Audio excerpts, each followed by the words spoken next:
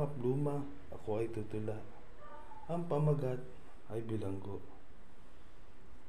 Sa isang sulok ng selda, doon nakaupo ang may sala na nagsisisi dahil sa kanyang mga ginawang mga pagkakamali.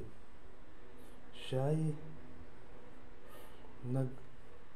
umiiyak at nalilibugho ng mabuti dahil siya'y nakagawa ng mga bagay na mapalalo at hindi na puro ng paggati. Siya'y inaalala niya ang mga pangyayari, masayang alaala kasama niya ng family, at kanyang naalala ang mga halakha at tawa na kanyang mga mahal sa buhay nung siya'y nasa labas pa.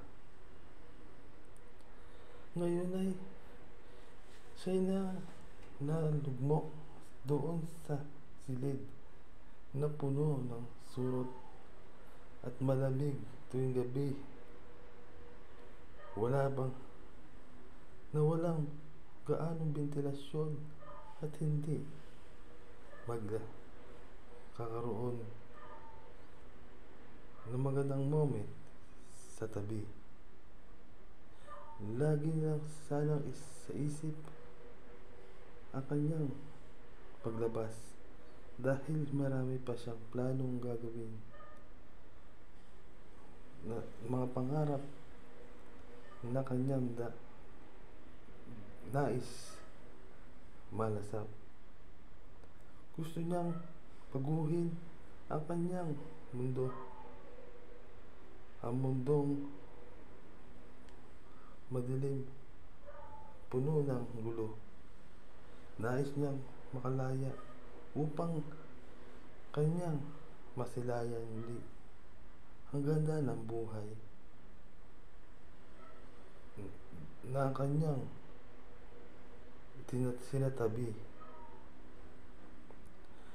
Kaya nasa isip niya na ang pagbabago, humihingi siya ng tawad sa Diyos at nagsisisi ng lubos. Hanggang dito na lang po ang aking tula. Nawain nyo nagustuhan at kayo'y may napulot na aral. Paalam.